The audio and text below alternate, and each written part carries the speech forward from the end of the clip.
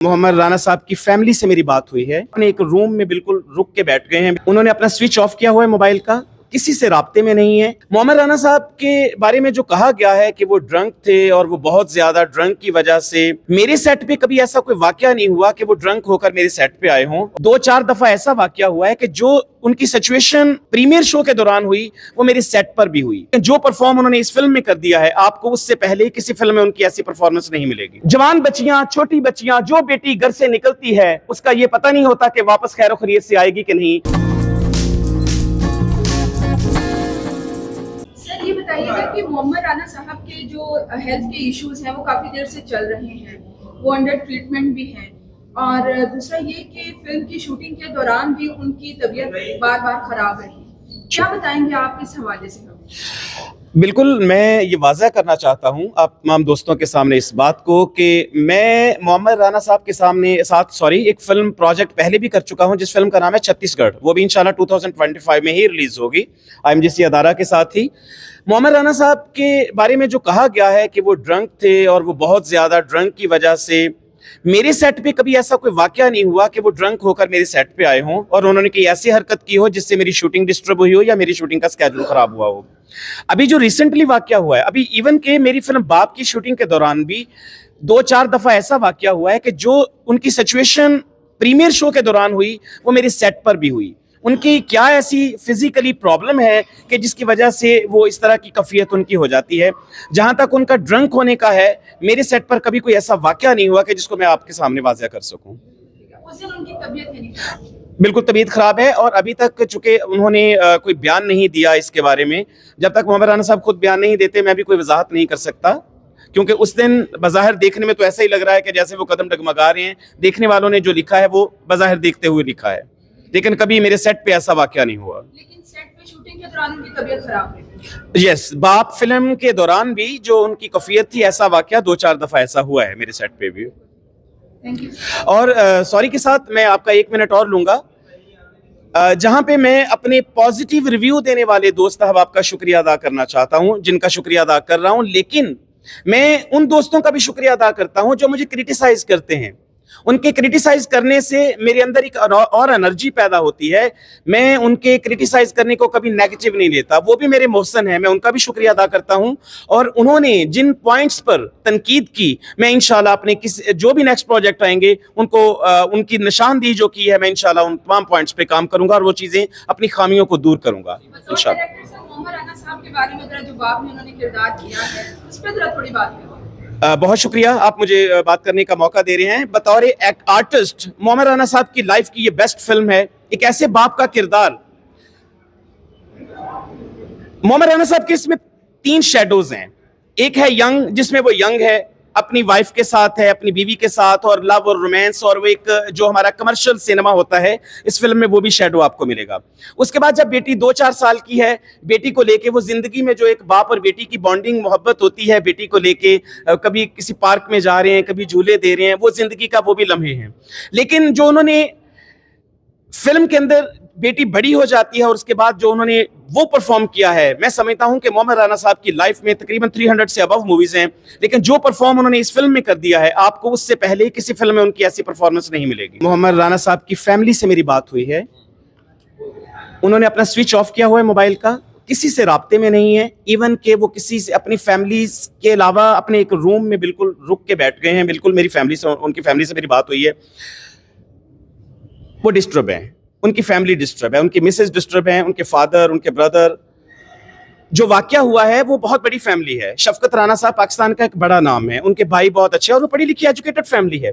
जो वाकया हुआ है उसकी वजह से वो सारे लोग डिप्रेस हैं और उस डिप्रेशन का शिकार हैं। मैं शुक्रिया अदा करता हूं अपने पाकिस्तान के ये तमाम मोतबर मीडिया अफराद का जो आज यहाँ पर तशरीफ लाए, और मैं बहुत एक्साइटेड हूँ, बहुत खुश हूँ, और अल्लाह ताला का शुक्र अदा करता हूँ कि अल्लाह मुझे इस काबिल बनाया कि मैं आज आप दोस्तों के सामने खड़ा हूँ।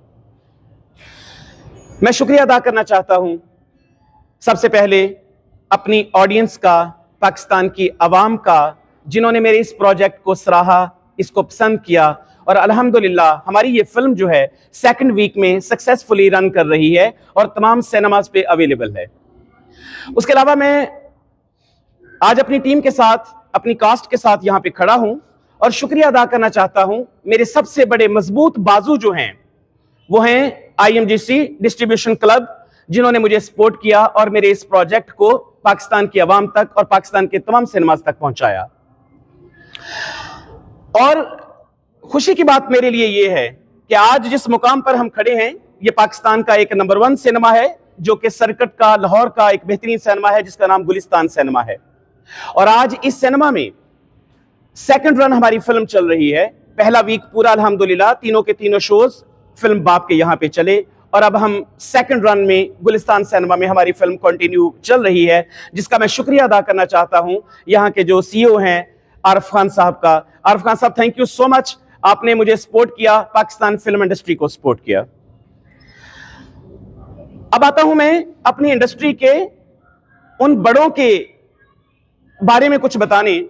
मैंने अपनी इस फिल्म को अपने प्रीमियर पर भी बताया था कि मैं डेडिकेट करता हूं पाकिस्तान फिल्म इंडस्ट्री के लेजेंड डायरेक्टर जनाब हसन अस्करी साहब के नाम पे, कि ये जो बाप फिल्म है हसन अस्करी साहब के नाम पे डेडिकेट करता हूं। और इंडस्ट्री के और हम सब के, हम लोग, हमारे वो बड़े हैं, हमारी इंस्पिरेशन हैं जनाब सईद नूर साहब, इस फिल्म को सईद नूर साहब के नाम पे भी डेडिकेट करता हूं।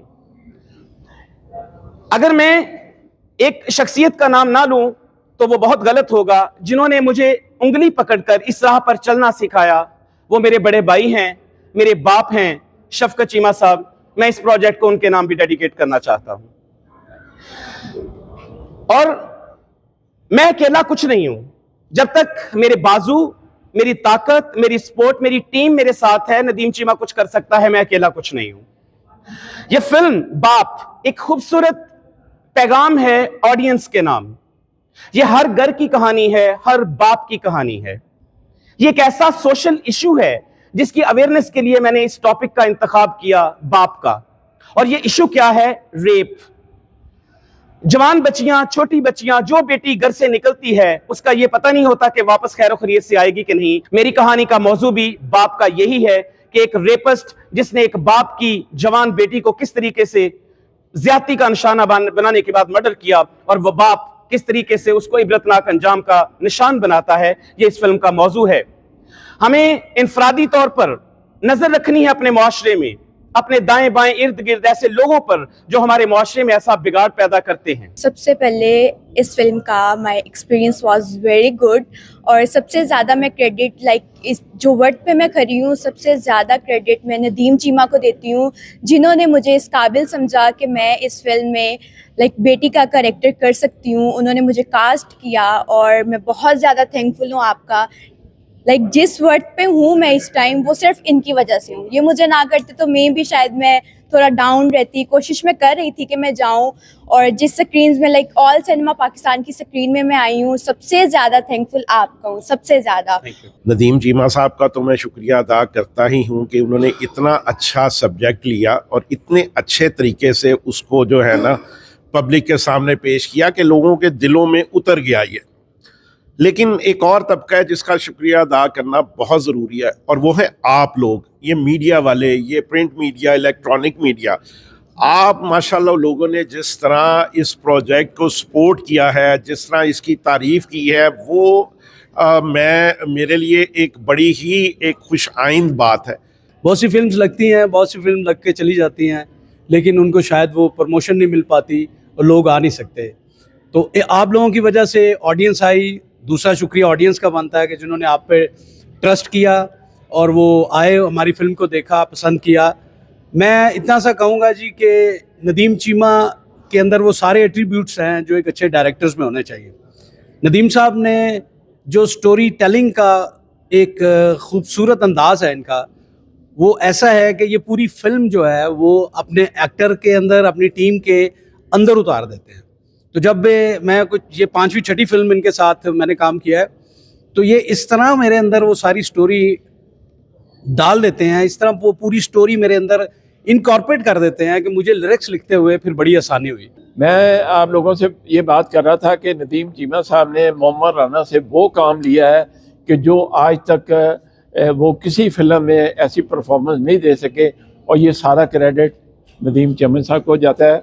तो उसके अलावा हमने फिल्म पहले देखी, हमने 2-3 दफ़ा देखी और हमें फ़िल्म बहुत पसंद आई और हमने फिर इसको इस हिसाब से यकीन मानो इतनी पब्लिसिटी इतनी प्रमोशन हमने कोई 450-500 फिल्में हमारे अदारे ने रिलीज़ की हैं तो लेकिन जितनी जान हमने इसके बच्चे के लिए मारी है यकीन मानो हमने कोशिश की है कि जितना ज़्यादा से ज़्यादा इसको प्रमोट कर सकें तो वो इंशाल्लाह ताला हमने की है। सबसे ज़्यादा क्रेडिट जो है पब्लिक का है और हम तो इसमें मेहनत ही कर सकते थे, हमने मेहनत भी की है, बाकी जो प्यार है जो मोहब्बत है वो हमें ऑडियंस ने दिखा दी है अपनी और हमें प्राउड है कि हमारे पाकिस्तान में भी ऐसी मूवीज़ बनने लग गई है जिस पे हमें फ़ख्र महसूस हो और इसमें हमारे सर का बहुत मेहनत है, हमारी टीम का बहुत ज़्यादा मेहनत है।